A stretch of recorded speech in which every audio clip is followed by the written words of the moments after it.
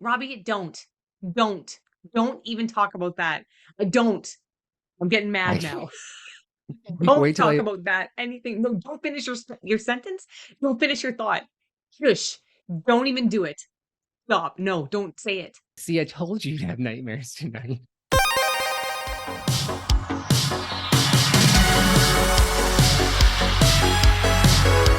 From movies to video games, welcome to Marie Plays It All. Today's episode is Relatively Geeking, where my brother Rob and I geek out about the good times. So today I'm going to give you nightmares, and maybe Again? all of you, but no. Okay, yeah, our whole relationship's a nightmare. No, things I'm going to tell you are going to cause you to stay up late all night. And I was Okay. actually up late last night, scaring the out of myself. It's gonna be frightening because Okay. you know what it's gonna be about. One of my greatest fears in life ever since I was a child. And mine too, being abducted by aliens. I didn't know that you also had that fear. I had no Oh, idea. what? No, no, no, no, no, Because no. you used to mock me so much that I think you were just using, like, you making fun of me to make yourself feel better about it, maybe? Yeah, I made fun of Okay. you, so I felt better about myself, right? I mocked you Yeah. for your fears because I needed to cope with my own. Yeah. Typical. What started your fear though with like aliens and being abducted? I know what started mine. Okay, you know what? That is a hard question because I'm getting old, so it's like, oh, let me think back before the war. So I it might come to me, but since I've been born, I'll let you start. When did it happen, Marie? Tell us. Lie down on the couch. When did the fear of the aliens begin? It all started January 26th, 1990. No, Really? basically, I don't know. That could have been the day. That could have been the day. It started after we watched as a family, watched Close Encounters of the Third Kind. Yeah. Yeah. That movie scared that movie scared me. Those aren't cute. Those aliens, they're horrifying. Like mom's like, oh, didn't mom think they're cute? Yeah, she's like, no, we thought they were cute. Now that one alien coming out with the spindly arms and the Okay, bloated belly, the tall one. okay, the tall gray that comes out with the Jesus arms. And I don't know why, like, who in their right mind direct like Steven Spielberg, like, let's have the tall gray alien leader come out of the ship and just spread the arms out like that, like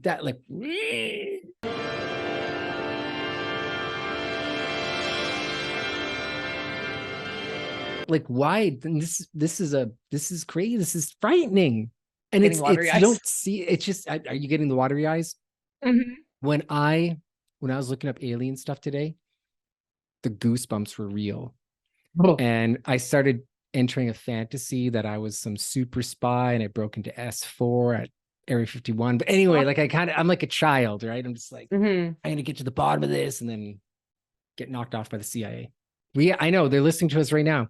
Oh yeah. And I'm going to give you the deets, everyone, and you are going to be caught up on aliens because just, I guess, little backstory in a way that Marie and I have been obsessed with UFOs and aliens for since first encounters, close encounters of the third kind.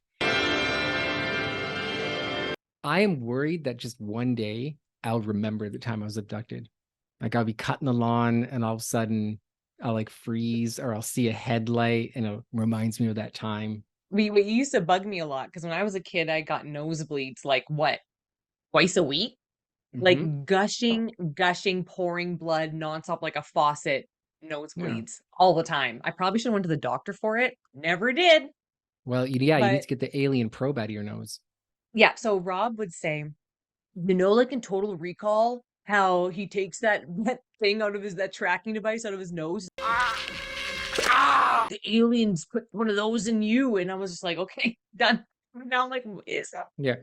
I just had to say that or suggest it and she couldn't sleep for the rest of the night. Rest of my life. Last night, I thought like, what if at the foot of my bed, Oh, I wake up groggy after melatonin or something, and I just see 4 4-foot beings, gray with those big eyes, no motion, no movement, just staring at into your soul. with the kind of neither maliciousness or sympathy, just dead experimentation, clinical. Yeah, that's what I was thinking about last night. Yeah, I think about that sometimes too. I think about like, oh, the beam of light's gonna come through my ceiling and I'm gonna float through somehow, and that's it. That's it, man. You're Well, gone. as trans-dimensional beings, they might not even need to use spacecraft. They can just, like right now, appear behind you. And you just feel this hand, Oh, kind of gentle Rob, and I'm light. telling you, man, you're freaking me out. Don't. So I told you I'm going to give you nightmares tonight. I used to have some of the cards from Close Encounters of the Third Kind, like trading cards, like Trading baseball cards. cards. And do you have them, by the way? No. Like I'd And keep that in my home. there was one with a little alien reaching its hand out, and I'd walk Ugh. up behind Marie and say, "Marie, turn around." And she'd turn around and look, and she'd see the alien and lose her mind. And it got so bad that Mom took the card away from me. Yeah. Well, because when I remember doing my homework on the floor and you just held it right here and I looked up and saw it. And like I'm telling you guys, I would scream and cry. I was afraid of those gray aliens until I was probably, I don't know, 20. I couldn't even see commercials for the X-Files online. I still online. Couldn't see commercials on TV for the X-Files. I'd freak out. Still haven't seen the X-Files. I think I can handle it now. Before I couldn't because I was too afraid of the grays. I was too scared. Maybe. All right. So the reason why I wanted to talk about this today is because many of you probably know, but there's been a whistleblower, a man from high up in the intelligence community who came forward about a month ago publicly on News Nation and gave an interview with Ross Colhart. And to give you just a brief little tidbit before Marie sees the interview for the first time, yep, I'll just say a couple things, which is he seems highly credible. No one's contested his credentials. He had high clearance in the US intelligence community. And it's, if I remember correctly, his position was to oversee a multiplicity of projects. And he had the access to that kind of knowledge. And people who he'd known for a while through his professional career and other people began to confide in him that the United States had a UAP retrieval program. We say UFOs, unidentified flying objects. The new term, you'll even hear Congress talk about this recently, is UAP. There have been no collisions between any U.S. assets and one of these UAPs, correct? We have not had a collision. We've had at least 11 near misses. Which means unidentified anomalous phenomenon or unidentified aerial phenomenon. But the former is preferred because this phenomenon seems to be able to go underwater. So I'll say UAP, UFO in those various meanings interchangeably. Yeah, okay. So he said that there is a UAP retrieval program and that the Americans and seems other nations have discovered technical vehicles, as he calls them, or craft, and that it's his duty to report this to the public and Congress that illegal activity is happening, which includes harassing people if they want to come out and speak about this, and in some cases, murder. So, Yeah. Marie, would you like to see some clips and then we'll come back and we'll show you some of them too and we'll get your reaction? I think I'm ready. I might be prepared. You are one of the most trusted former intelligence officials in the US defense and intelligence establishment. Yes, I was. You were trusted with the most intimate secrets. Yes. The UAP task force was refused access to a broad crash retrieval program. These are retrieving non-human origin technical vehicles, call it spacecraft if you will, non-human, exotic origin vehicles that have either landed or crashed. How many? Quite a number. If you're telling us the truth, everyone, the entire American public, has been lied to. I love when like reporters and stuff are like, you're saying that they have been lying to the American people. It's like, of course, about lots of stuff. Yeah, there's a sophisticated disinformation campaign targeting the U.S. populace, which is extremely unethical and immoral. So they make everyone seem crazy who like believes in it or claims they've seen UFOs or whatever, and they're like, "Oh no, you're crazy," blah blah, and they like ridicule them. And now all of a sudden the government's like, "Oh, actually, wait, we actually have like proof too that they've been flying around and all this stuff." It's like, why? Why now? Why come out now? Like, why be like, "Oh, actually, wait, and everyone's just not crazy. There's actually these things out there. Oh, you guys deserve the truth now." All of a sudden, you're not crazy. I'm like skeptical as to why now. There's a lot of details you'll have to investigate yourself. Who exactly he is, what rank he had, what clearance he had, which programs he worked with, how he was involved with various programs. All these things are really technical. And being a researcher myself, I would have to gather it all and present it to you. But we're talking more about the substance. I'm at the point now, it's awesome. But I'm at the point now where I watch it and I'm like, yeah, it's like nothing shocks me because I'm like, well, of course. Like I just feel, and after watching so many like of the Bob Lazar things, I'm like, well, yeah, Bob Lazar has been saying this for years. We have the crafts, we've had them for this long. We found some underground, this and this. They fly this way. We're working on this. They're made from this. They have this element that they for fuel. They have all of this. So he's been saying this for years. There's definite proof. We even have articles from another world, another system. Now, I had access and was permitted to view and look at the operation of this main level with the gravity amplifiers and the level below the gravity emitters. And this guy's basically confirming everything, but with a little more detail about some specific things. They all have similarities.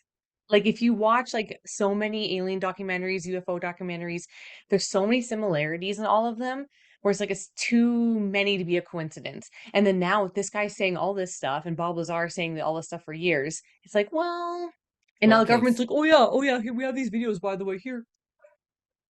So why they're releasing all this stuff now, I have some thoughts on that. One of the first retrieved UAPs was from Italy that was recovered by the Italians in 1933.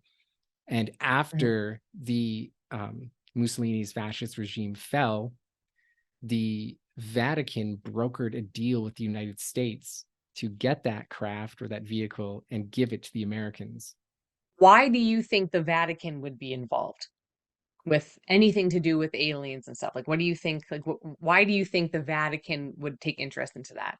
Yeah, I think there are two reasons. The first was just circumstantial, which is that the Vatican's in Italy and they're not fascists. And, you know, they would work with the Americans ultimately and other allied actors to help with the cleanup, so to speak. I think that's probably the first reason is that let's get this craft into the hands of our allies. And the second reason that they have an interest is what is called ontological shock. It is ontological shock, but I do think we are grown-ups and we're capable of dealing with whatever the truth may be. And this is the new buzzword you see in the UAP community. Ontological shock is that there's a shock to your very conception and experience of existence. And the church has a vested interest in that. There's a conception of the order of the universe, of God and angels and demons and Jesus that would be shocked or disrupted if now all of a sudden we find out challenged if we find out that and it's not just Adam and Eve, folks. Question is, if God became man to save us of our sins, is there a gray alien Jesus too? Oh, that's horrifying. How does salvation extend to other intelligent species? Why do we just get it? Like the gray alien Jesus. Yeah. Oh, Marie. That's the alien on the alien Jesus. So I think there's religious, theological reasons, the ontological shock, plus I think historical circumstance that they were there. I mean, the thing with the Vatican is it's, you know, whenever there's a conspiracy, you add the Vatican because it makes for cool storytelling. Another one of the highlights that I really wanted you to see, Marie, was that Grush basically states that pretty clear, I mean, pretty obviously that they're alien bodies that were discovered, and that the aliens haven't always been good, and human beings have died because of their activity. Do we have bodies? Do we have species of Well, non-human? naturally, when you recover something that's either landed or crashed, sometimes you encounter dead pilots. And believe it or not, as fantastical as that sounds, it's true. Have human beings been hurt or killed by a non-human intelligence? I was briefed by a few individuals on the program that there were malevolent events like that. Ooh, this is when you're like trying to like, by the way, Marie, the aliens are bad. They're gonna get you. This is this is the nightmare fuel. Yeah, it's the nightmare fuel. So again, do we believe this guy? You have body language people who've analyzed the way he blinks, the little sort of kind of smirk he has. He's in a high stress situation trying to hide certain information that it's illegal to communicate. Everything he's saying is illegal. And he actually had permission to do it. It's a very complex reason and why he got that permission. You've seen, as you pointed out throughout history, these ships have seemed to be the same. They're saucers or they're Tic Tacs, sometimes triangles. And there's also a lot of accounts where they are red glowing balls. There's so many things that I have seen where they see ships, but they also see separate rafts that are these red glowing balls that almost to me sound like scout ships. like And probes. you know what's weird about that? I'm getting chills. I watched Close Encounters of the Third. I'm gonna go. I make her cry. Every episode I make you cry. I watched Close Encounters of the Third Kind for the first time since I was a child, probably like a few years ago. And this is after I've watched a whole bunch of like alien documentaries and seen about like the red balls. And guess what is in that movie? 3 glowing orangey red orbs that are flying through. And I was like, they know about the red orange orbs. It's in the movie. It's a movie. Okay. Yeah. Ross Coulthart in an interview on a podcast said that he knows a script writer in Hollywood. I forget which show in particular it was. And apparently someone from the military approached him and was interested in the narrative. I think if you look at some of the newspaper stories around the Roswell crash, there were people in the military calling it a saucer, and then they backtracked and basically called it a weather balloon. So this is what I think. Okay, you think this is tinfoil hat? Don't trust the government. Okay, like they want you to think I'm crazy. I think the truth is out. They're saucers and they're little green men, but gray men. Yeah. And so rather than hide the truth, mock it, funnel money into Hollywood, make them seem like these dangerous beings. Welcome to Earth. And that if you entertain the possibility of them, you're an idiot. All the farmers around Roswell, they're stupid, right? They're hicks. What do they know?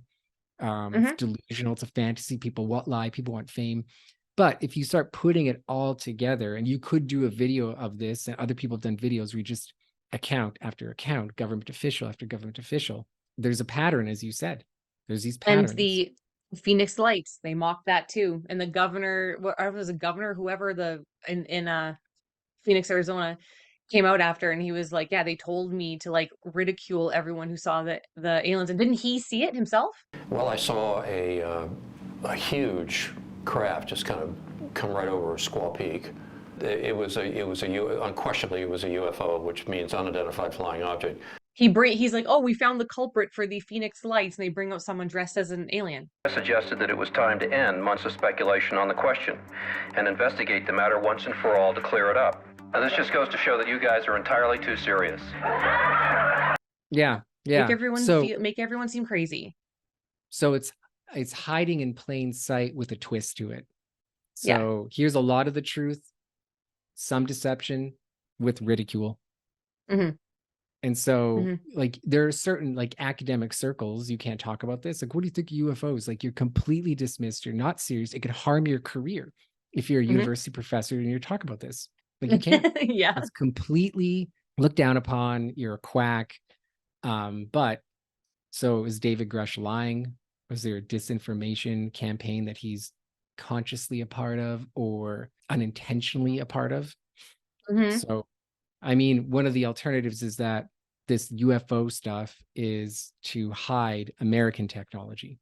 So keep up these UFO fantasies in order to sort of make people sound crazy, so that we can dismiss the fact that people are seeing American tech, and that needs to stay hidden so that our adversaries don't gain an advantage. Why would they be flying it around so carelessly throughout so many years? Yeah, well, the government, right? No, but one of the biggest falsehoods is that people think UAPs are only seen in America. Oh, yeah. No. It's all over the world. Oh, And yeah. one of the most important cases is in Brazil. James Fox did a documentary, right? Yes. Moment of Contact is what it's called, which I have seen and you have seen. Yeah, so this isn't true. Like, there are sightings in Iran, right? Mhm. Recently there was a video released of a silver sphere object in Baghdad, and of Mhm. course accounts in Russia as well. So South Africa, all around the UK. Yeah. one of the hugest cases in South Africa. In that situation, you had school children who were outside playing during a teacher meeting, Mhm. and they saw a craft Landed craft a landed craft, like a silver disc. in the field by their school. The kids, curious kids, they approached the craft. They saw, yeah, one or two beings come out. They described what they looked like. They drew pictures. All the kids drew pictures after they came back into the school. They're all very similar. And the craziest thing to me about the whole entire thing is that some of the children claimed that the aliens communicated with them telepathically, a message about protecting the earth and like the environment. And this was in, I don't remember, 1990 something, 1980 something. This story is in a documentary called The Phenomenon, and it's the last story in it. The Phenomenon is probably one of the best UFO alien documentaries that's out there that I've ever seen. And the kids go back as adults to the school, and all their stories are the same, haven't changed. They were trying to communicate, trying to tell us something. It was something to do with the environment. I kept getting these thoughts and ideas in my mind of technology. Technology is not helping, technology is bad. They still fully believe what they saw, and it's just, it's crazy.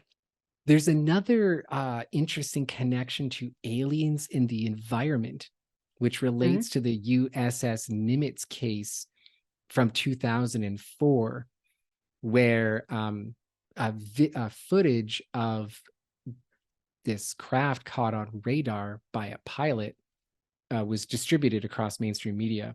And I believed it was leaked from the Pentagon and was declassified. But I think how it got to the media was a little bit murky. But anyways, it's the that famous black and white video where you can see this sort of white Tic Tac ship moving erratically, and the pilots exclaiming that like, what is this? 520.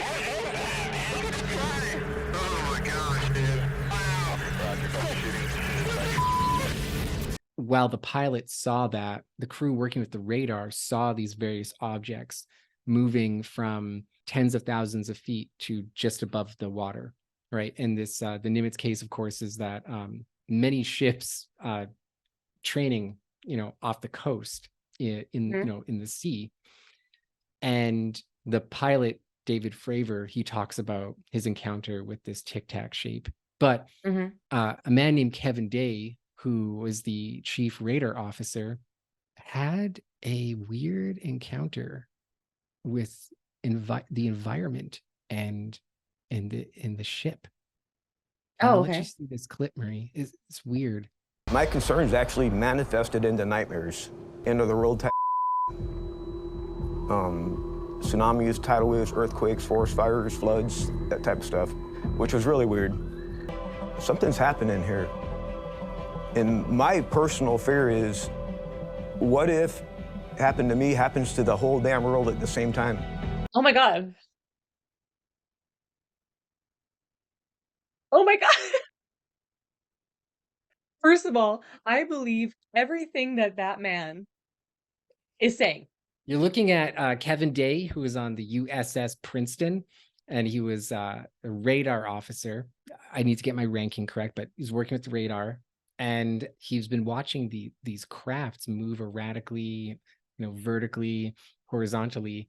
And when he gives the interview, and you saw some of the clip, folks out there, he's emotionally wrecked. He seems scared. He has that kind of 1,000-yard stare, kind of like his eyes kind of fearfully looking off into the distance. He doesn't seem too happy with this. And this really started to bother him after he got the nightmares.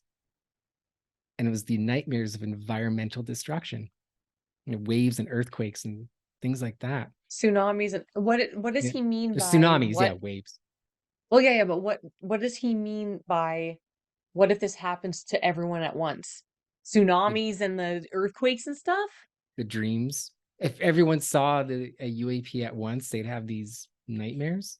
You're saying that the correlation between the environment, they're telling the kids to protect the environment, protect the earth. And are you saying that if you do, this guy's having the dreams of if you don't protect earth and protect the world, this is what's going to happen? That's why the aliens gave him this dream?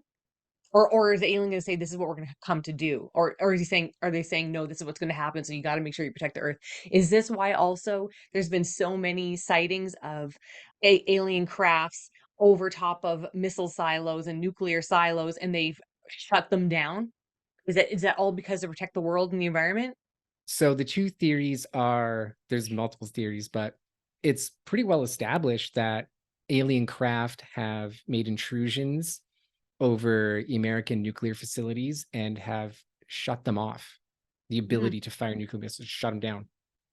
And many accounts from soldiers, people who've worked in the nuclear launch stations. Declassified U.S. government documents and witness testimony from former or retired U.S. military personnel confirm beyond any doubt the reality of ongoing UFO incursions at nuclear weapons sites. Regarding the missile shutdown incidents, my opinion, their opinion, is that whoever are aboard these craft are sending a signal to both Washington and Moscow, among others, that we are playing with fire, that the possession and threatened use of nuclear weapons potentially threatens the human race and the integrity of the planetary environment. All these people lying? Give me a break. It's not just in America. That happened in the UK too, I believe I saw. I think, yeah. And in Russia, apparently, excuse me, the craft turned them on. And they were a minute away from launching. No. So you have why in Russia? Like the Russian aliens are like, let's go. I know, or is it again America using its technology against itself to see if they can turn off nuclear weapons? But environmental destruction, dreams of waves, tsunamis and earthquakes, shutting off nuclear weapons, seems like sightings skyrocketed when the Americans were testing nuclear weapons. So one theory is that they're protecting the environment. Not necessary for us. No, that's what I was just going to say. Doesn't mean it's for us. It's for them later. Greer, he has a lot of UFO stories, and he has like meditation retreats to contact the aliens. But just to put that out there, but he says that basically Earth is like a galactic way station, basically like a rest stop on the International Galactic Highway. But nuclear weapons, when they're detonated, rips holes in like the fabric of space-time, and it reverberates out the universe. So that's why the aliens appeared more at around that time. the point of all this is that these vehicles, if they are operated by non-human intelligences, are concerned about the environment. Mhm. And it seems to be nuclear weapons destruction of the environment. You look at a radar and then have nightmares, and that's when it bothers you, and Day connects those dreams to what he saw. Yeah. Like there's Why would something he? inside him. It wasn't just like, Yes. oh, I'm having dreams. Like there's a connection there. Yeah. It's like he knows it's from that. Oh yeah, and Nimitz is a nuclear powered aircraft carrier. Yeah. So Hmm. we've talked about like similar connections and similarities between a whole bunch of UFO, UAP, UFO, whatever, and alien sightings. Okay. We talked about the nuclear stuff. I talked a little bit about, even though I didn't say like which stories, but like those red orbs. And we talked about the environmental stuff. We talked about how Bob Lazar and what's the name? Oh, David Grush. Yeah, they have similar stories. What are some other similarities between sightings and encounters that make it a little too convenient for it to be? Because I have a couple in my mind that I'm like, Okay, oh, they said this and they said this and they're across the world. I think I know where you're going. Yes. Just for viewers out there, I know we've used the name Bob Lazar, and Hmm. we didn't really describe who he was, but We I'll can, just say that he worked at S4 which is which is connected to Area 51. And there he claimed that he worked on the propulsion system of UFOs, and he saw 9 of them in the basically hangar bay. And Mhm. propulsion system isn't totally accurate because he said that the craft is operated by a sphere that connects to antennae on the ship that creates gravity. And so these Mm. ships are enfolded in a gravity envelope. And this means that they can move according to their own laws, so to speak. And that's why they can move super fast, like the Nimitz saw, kind of wobble in the air, go from A to B, and as the radar saw, drop from 10, 20,000 feet to 50 feet above the ocean and go inside the ocean. If you don't know anything about Bob Lazar, I've never seen anything about him, please Google him and look up every single interview. Yeah, His I old mean, ones from the 80s and also from Joe Rogan, like everything. yeah, we can't get into it right now because that'd be a whole other episode. So if you Yeah. like what you're watching, let us know. We can I could really dive into Bob Lazar and take a bunch of notes and try to be Hmm. as precise as possible. Okay, so are you thinking about how those things connect to our thing? Okay, our thing is this. In where I'm from and where Rob is originally from, the province of Manitoba in Canada, we have one of the most famous close encounter accounts that happened in, is it North America? Is it the world? It's definitely Canada and North America. And the reason why is because the evidence surrounding it is weird. And the reason why we have a connection to this thing is because at the same time, some man had an encounter with a UFO. Our grandfather and 2 of our uncles, I believe, were in the same area at the same time and claimed to have seen something in the sky that day. Now, the story, like the famous story of the man who had the encounter, his name is Stefan Michalak. Hopefully, I'm pronouncing that right. And this was like an older gentleman who used to go out and in the Falcon Lake Woods area in Manitoba, and he used to metal detect, like just take his metal detector and just like go around and, pick up stuff and whatever he found. And he did this very often, I believe.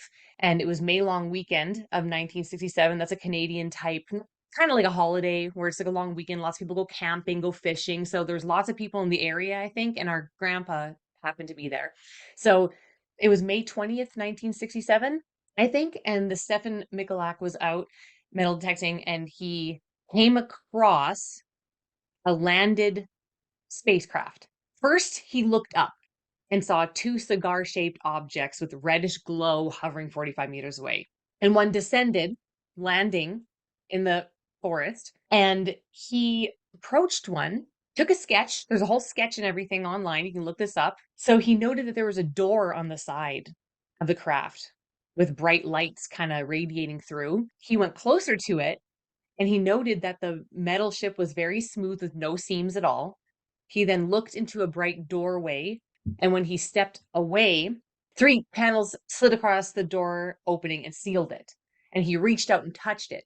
And he said the heat or whatever radiation, who knows what it was, melted the fingertips off his gloves he was wearing. And the craft began to turn, and there was a grid type, almost like exhaust type thing on the side. And when it took off, his shirt caught ablaze from that vent, and he took all his shirt and stuff off, and he started feeling really sick.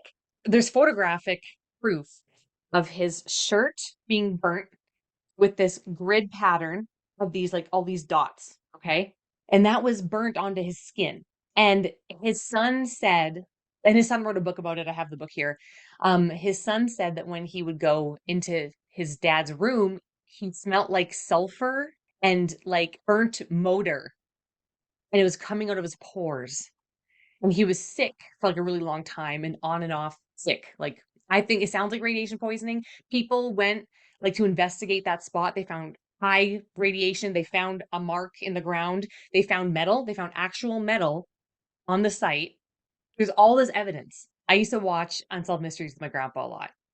And we were sitting there together, and this story came on Unsolved Mysteries. You can Google it. You can look it up. The story is, in fact, on Unsolved Mysteries. And my grandpa, just out of nowhere, all stoic, was like, I was there that day. And I was just like, what? And he always said, and I made him tell me the story. He's like, yeah, we were, I don't know if they were in the boat or if they were driving, if you remember, Rob. But I never forget, he says, I looked up in the sky and I saw something flat and it looked like a silver dollar. He always says a silver dollar. He said it was so bright and it was like this flat shape in the sky. And him and my uncles, I believe, saw it too. And it was that exact same day it happened to this man. Grandpa didn't want to report it. No, I asked him, I said, why don't you call in? It's Unsolved Mysteries. They want people. And he was like, no. He was a like devout Catholic. He was a respected fireman. He didn't want to seem crazy. So he never did. He never called in, and his story never changed. Do you have the book there? Like, yeah, can I have you it see right here. So this was the book written by his son, Stan Mikulak, and it's called When They Appeared. And this book actually isn't about when the aliens appeared. It's about when the government appeared, and the government called and came to their house all the time, and like basically kind of like harass them, I think. Is that the signed copy? This is a signed copy. Yeah, to my grandpa, that my parents got signed for my grandpa. The aliens signed it. The burn mark, just kidding. It smells like sulfur a bit. But the reason why we're talking about the connections between these things is because of the smell. It's the smell. It's the smell. Why is the smell so important? Okay, so this is really interesting. I noticed another connection, 2 connections to this story. He smelt for a while, and he smelt of sulfur in the famous sighting in Brazil, where very briefly, I'm sorry, is it three girls, right? Bell yeah, sisters? And this is in the documentary Moment of Contact. But just very quickly, there's a lot of details, of course. Basically, they encountered an alien from a crashed craft, and it was huddled against kind of like a wall, and the kids were freaked out and thought it was the devil. And apparently it was reaching out for some sort of help, or they felt like it needed help. They felt telepathically, kind of sensed it. Yeah. And then it could have been that one, but it bolted across the road and a cop caught it. But anyway, and it was brought to a hospital. But apparently the stink of it was so bad that it stayed in their noses for days. And I have the clip of where James Fox talks about the smell. He made the documentary. The smell, that stench. I mean, everybody talks about that stench, that it was so, they said, if you ever take like a skunk, multiply that by like 100,000, that would give you some indication of the level of like how putrid and nasty. It was paralyzing. And it stayed in the areas, like at the hospitals when they did the x-rays, and fills your navel cavities and doesn't leave for a week. Yeah, and there's another account of the smell of aliens. This will bring together 2 points, but it goes down the rabbit hole deep. A man named Philip Schneider He, in the 90s, claimed that he, again, there's a lot of details here, but he was working for the US military as a geologist, helping build underground bases.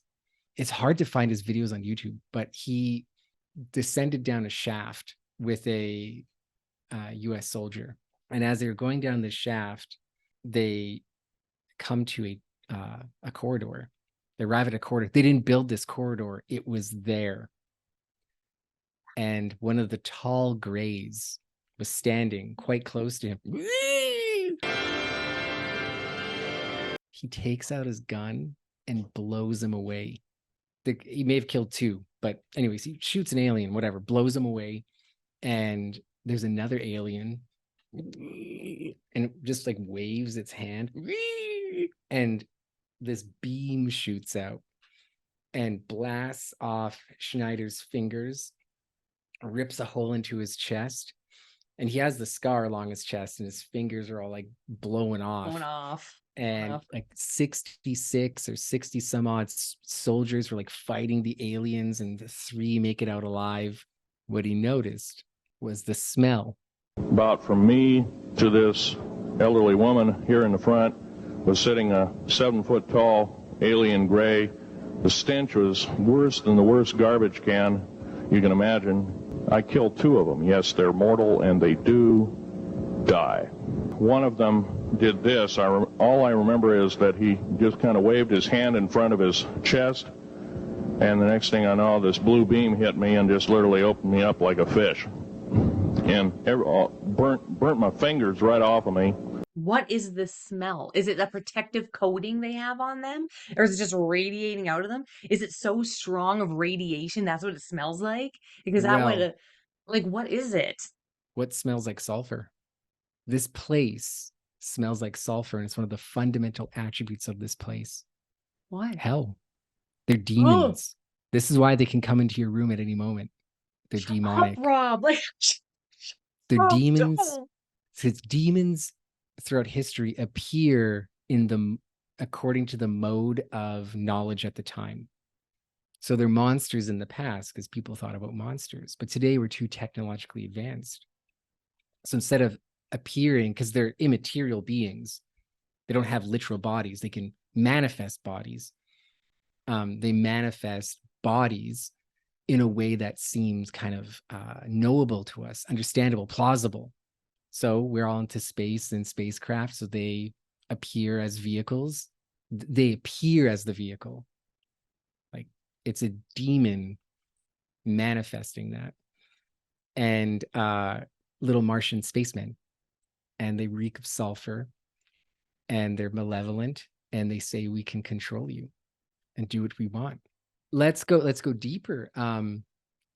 So people have been calling them non-human intelligences, and anomalous phenomenon, not spacecraft, non-human intelligence. Literally in the Middle Ages, what did they call an angel?